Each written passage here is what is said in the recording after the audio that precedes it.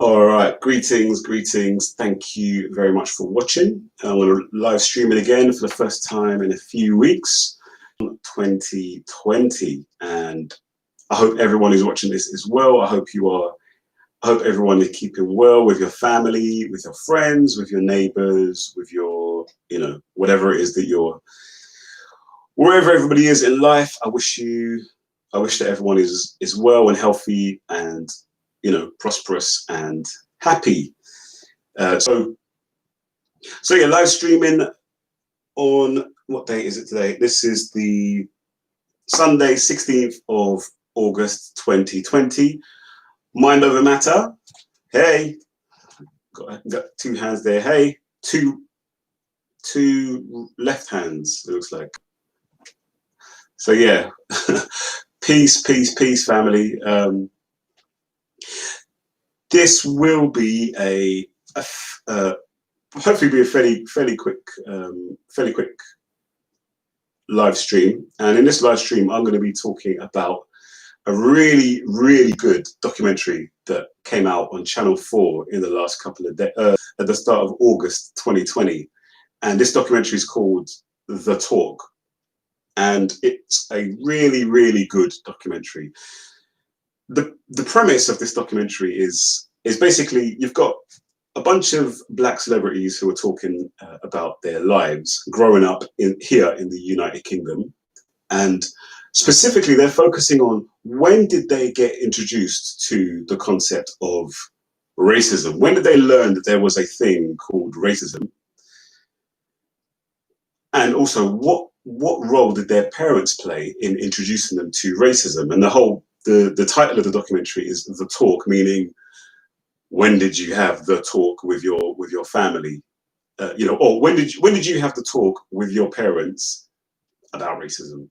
Just like, you have the idea is you have the talk with your, well, I think it's supposed to be that you have the talk with your parents about sex and relationships. I never had that talk. But so the idea is that you're supposed to have this, or many of us have had this talk with our parents about racism, where you first discover racism, or where they tell you all about racism. And what was really good about this documentary is that it wasn't just, okay, here you go, I'm a famous person and I'm going to tell you what it was like for me learning about racism. But in most of the cases, they also got their parents as well to talk to them, usually live with them there and then, to talk with their children, reflecting on what it was like for their children back in the day to learn about racism. And that was really good. So some of these celebrities also talked about their own children now. So there was one newsreader called, I think her name is Judith, what is it now? I can't remember her name. I'm sorry, I should have prepared properly. I'm gonna find out her name, because yeah, Gillian Joseph. She's a newsreader, and she was on with her own child called Tiwa Adebayo, I think it is. Yeah, Tiwa Adebayo. So this Gillian Joseph's probably married to a Nigerian. Well, obviously married to a Nigerian. And I mean, I'm going to go on to what they talked about in a minute, but that was really good, because so this famous woman, why can't I remember her name? Gillian Joseph. This newsreader was there talking about her growing up as a child, and then she was there with her own daughter called Tiwa, who was talking about what it has been like for her. I think that the Tiwa must be like 13, 14. Yeah, it's really, really interesting documentary. I definitely recommend watching it. And so some of the celebs that were on it are Tiny Temper, might be the most famous, Emily Sandé, Ade Adepitan, who's the TV presenter. Used to be a basketball player who's in a wheelchair. That guy from JLS, who's married to that woman from. So JLS is a group, a UK group. If you're not in the UK, you won't have heard of them. But him, JLS, the JLS guy, whose name is. Hold on, let me just check. His name is Marvin Humes. Yeah, Marvin Humes and Rochelle, who used to be in a girl group called, I can't remember the girl group. Is it The Weekend? The Saturdays maybe. Yeah, I think it's The Saturdays. They're on it. The rugby player Mario Itoji, he's on it with his dad. There's a girl from a group called the Little Mix. She's on it, and there's a few other people, but they're probably the most famous ones. And I was watching it with my wife earlier today while the boys were sleeping. We don't get much time to watch TV unless they're sleeping, frankly. And it was heartbreaking. It was heart. I don't know if it's because being a parent and I'm watching it and I'm just thinking, oh my good God, what's it going to be like growing up, for them growing up in this country. The girl from the Little Mix, her name is Leanne Pinnock, who's mixed race. She's half, her mum's white, or both her parents look mixed, if I'm honest. But yeah, so from the people that I mentioned there, you'll see that quite a few of them are mixed. So the guy from the girl from Marvin and Rochelle Humes, they're both mixed. The girl from the Little Mix, she's mixed. Also, the girl from, I think Emily Sandé. Yeah, Emily Sandé's mixed as well. So quite a lot of the people actually on this documentary are mixed, and that's that speaks to the demographics of this country in a way, and that was interesting. But wow, what to say about this program? So let me just check the comments here. Yeah, so Might Never Matter asked a question here. The biracials have a different experience than dark blacks. Do they touch on this? And this is something that my wife actually said.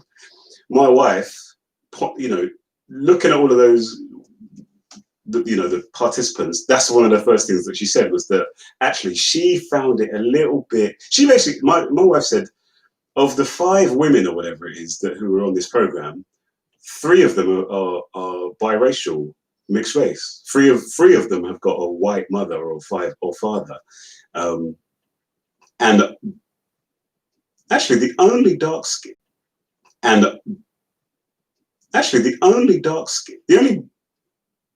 black women who were on it were that Gillian Joseph and her daughter Tiwa. I think, was there anybody else? The women?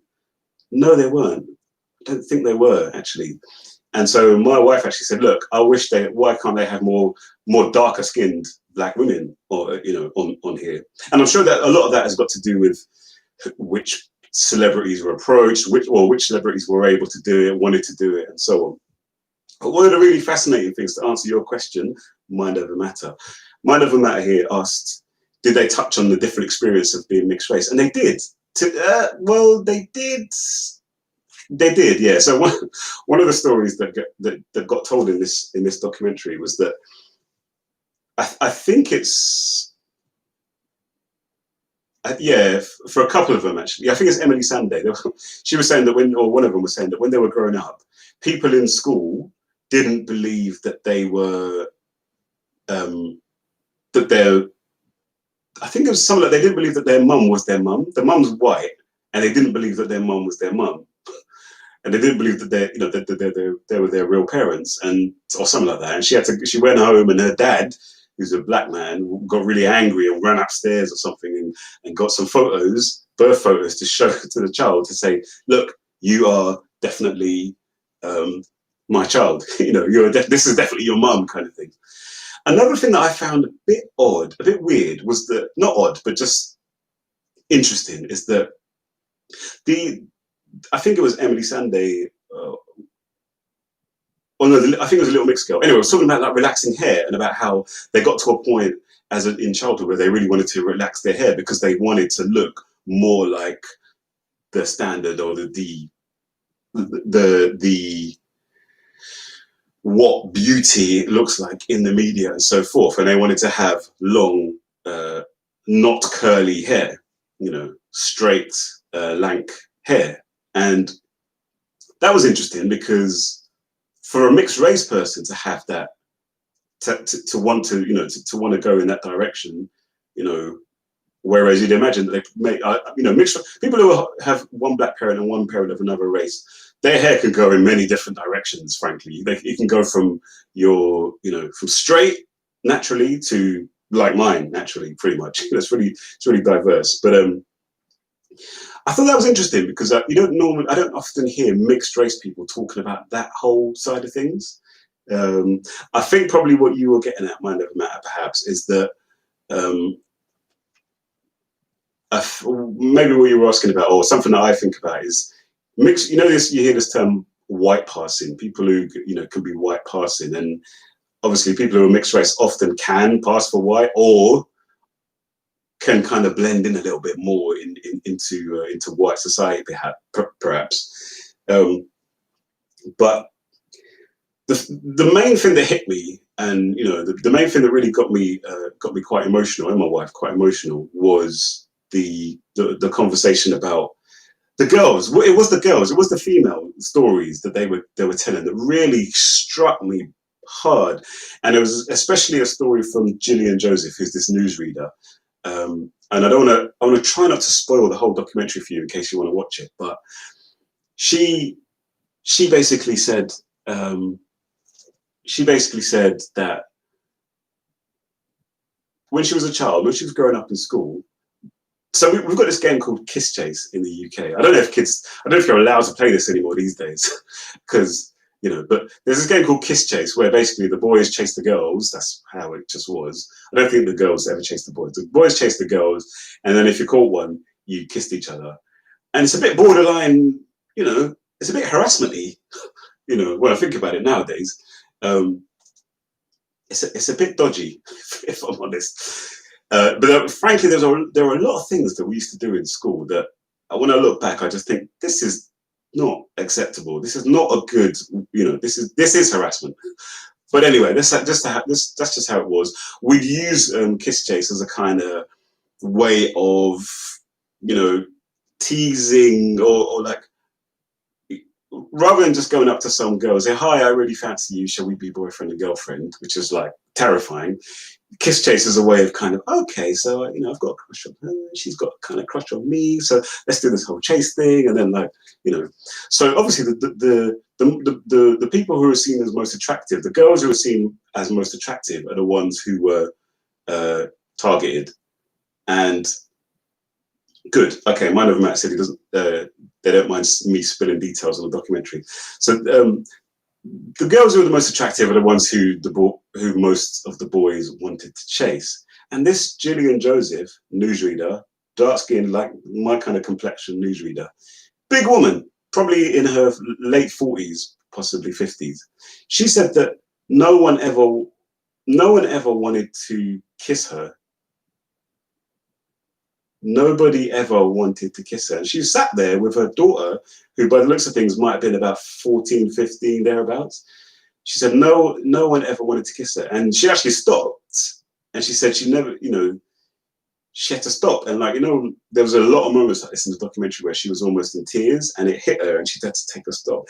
And she was like, yeah, no one ever wanted to kiss her. And it sounds frivolous and it sounds pathetic, but actually that is major. Thinking back into those days, that is major, because in the school playground, that's where Kiss Chase happens, and I suppose outside of school, in the playground, that your self-worth and your sense of self-worth, really, a large part of that comes from the feeling that other people like me, particularly at that age during puberty, when you're starting to get into learning about relationships and so on and so forth, which is a vital part of life. That absolutely will knock you for six, knowing if people are like, yeah, no, we're not going to. And that really hit me, because I never really thought about that much myself. And this brings up something with regard to the different shaders, the different shadism thing, or whatever you want to call it, with regard to men and women. And there's a lot of different ways that the way men and women, black men and black women, are treated through racism and white supremacy. This is one of the ways, is that actually for me, as a dark-skinned black boy growing up, while yes, I did go through a phase, or there was a time where I was like, okay, I would like to be I wish I was a bit light skinned. I grew up. I'll give you an idea of how old I am. I grew up at a time when, Michael Jackson was still. He wasn't black. I'm not that old, but he was. Yeah, colorism. He was big. He was huge. I'm talking about around about the time of the Bad album. Where and then people like Prince were big, and a lot of the celebs were kind of lighter skinned. So I was kind of wanting to be kind of light skinned, but actually there was never really that kind of thing of, oh yeah, the light skinned guys and the more attractive guys. Really, I don't remember that at all. When I think about the guys who were the ones who the girls wanted to get with, they were all my complexion or thereabouts. But the flip side now, the girls who the guys wanted to get with and the girls wanted to be like, if you like, they were generally speaking light skinned. And mixed race girls were, I've talked about this before, were prized possessions actually. And prized possessions is probably the right kind of phrase, possession. It's like a trophy, yeah, I've got my light skin. Yeah, she's light skin. She's light skin. Round about them times, Buju Banton did a song called Love Me Browning, talking about light skinned girls. He made up for it, but if you like, he balanced it out by doing another song called Black. Was it?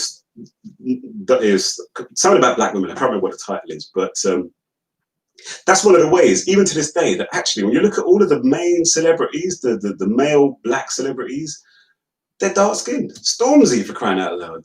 Tiny Temper, Dizzy Rascal. I mean, I'm not even so plugged into celeb culture these days, but Idris Elba. You go through almost all of them are dark skinned brothers, and all of them, 100%, all of them have their own natural hair. Yeah, they shave it off, but they have their own hair. That's changed. When I was younger, I was coming out of the era of curly perms. My brother had a curly perm. He had a curly perm in those eras, and that was like seen as a thing. But definitely, I remember the relaxed phase for a short while. But by the time I was in my teens, like early teens, it was you had the kind of the waves. Dark. What do you call it?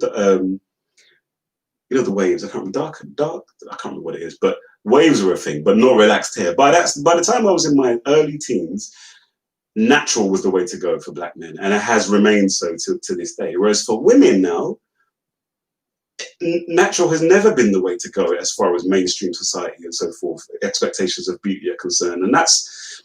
And then also with regard to the shadism thing, to this day, lighter skinned, who are the big, the black celebrities that we can think of? Beyonce, Rihanna, all right, Nicki Minaj kind of, but Nicki Minaj, she makes herself look so light in her videos.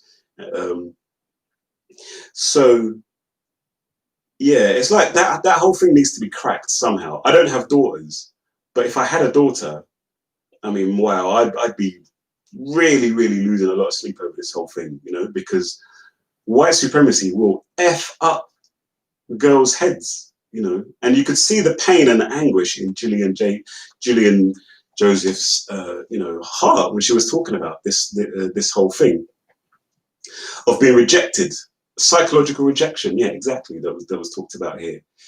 So that was something that really, really hit home for me. Really hit home for me. So I'm going to look at the comments. So what have we got here? The Yellow Gloves says, "Hello, bro, from South Africa. Big ups from South Africa. Alrighty. Yeah. Azania in the house. Izweletu. And big like from YOLO.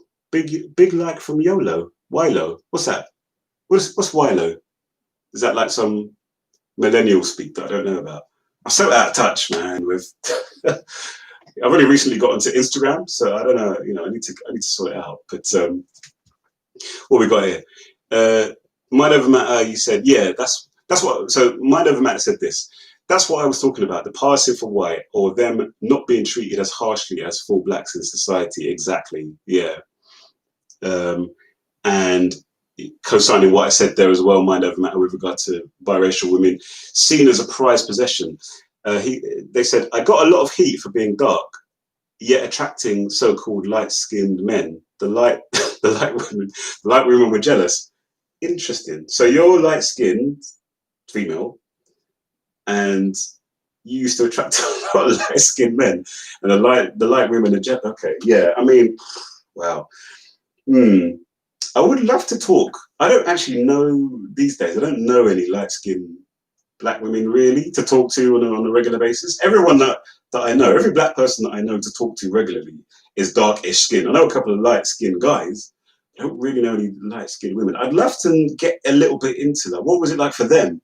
Because the way I see it, we're all victims in a sense of this head head fuckery, to put it in a we're all victims. Even those who are put on this pedestal, the light skinned women, are victims because who wants to be put up on a pedestal, like that? Who wants to be? I think when it comes to that sort of thing, it's a fetish thing. It's not really like a